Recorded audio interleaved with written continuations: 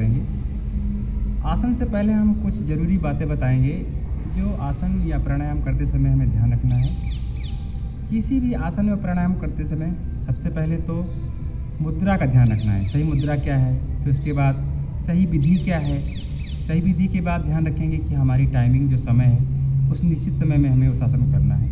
उसके बाद धैर्यतापूर्वक करना है आसन को और पूरी तन्मयता के साथ करना है। तो आज हम एक आसन के बारे में बात करेंगे, सर्वांगासन और हलासन। सर्वांगासन और हलासन एक साथ हम करेंगे, इनके फायदे भी लगभग एक जैसे हैं। तो हम शुरू करते हैं। सर्वांगासन सबसे पहले कैसे करना है। आसन के ऊपर पैर फैला करके सीधे लेट जाएंगे इस तरह से। इस स्थिति में उसके बाद हथेलियों को आसन के ऊपर इस तरह रखेंगे। धीरे धीरे पैर को 30 डिग्री पे ले आएंगे। उसके बाद 60 डिग्री पे, फिर 90 डिग्री पे पैर को लाते हुए इस तरह से धीरे धीरे हथेलियों को सहारा यहाँ पर, हथेलियों को सहारा यहाँ पर लेकर के धीरे धीरे सर्वांगासन में जाएंगे।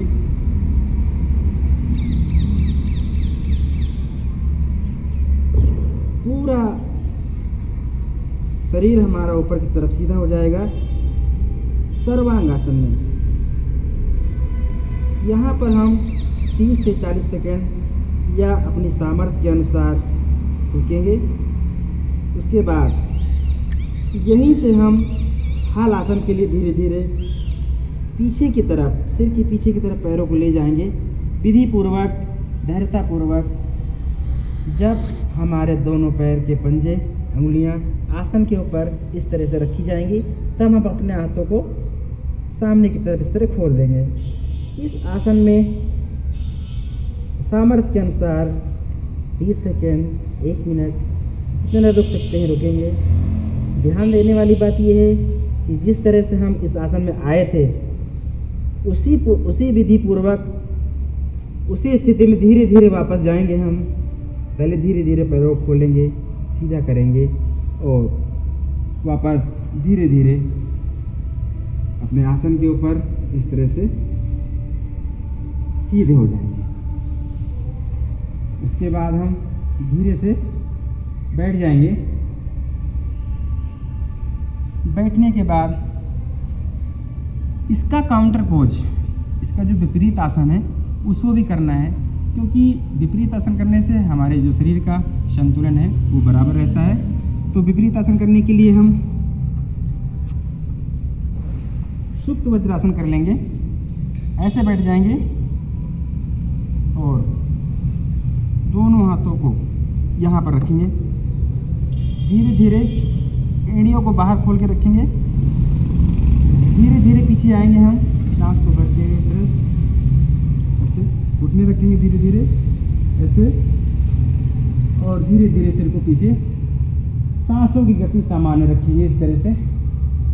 इस आसन में हम कुछ देर तक रहेंगे, जिससे हमारे शरीर का जो संतुलन है एक जैसा हो जाएगा।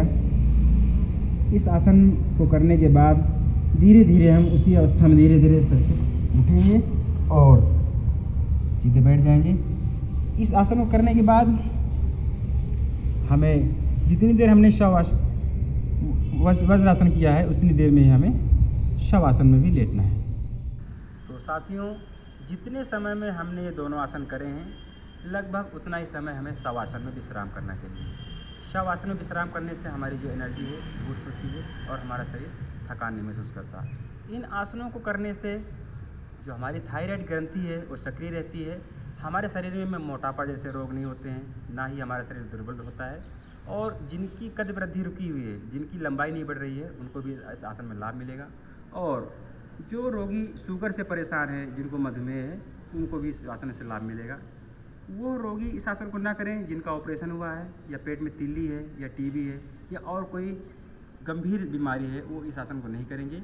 दोस्तों, आसन को बड़ी सावधानीपूर्वक, गंभीरतापूर्वक करें और इस आसन का सभी लोग लाभ उठाएं।